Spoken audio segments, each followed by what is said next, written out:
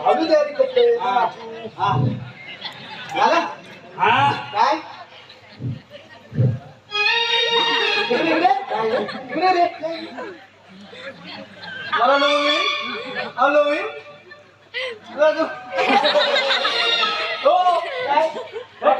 मस्त काय मस्त तुला समजतं असं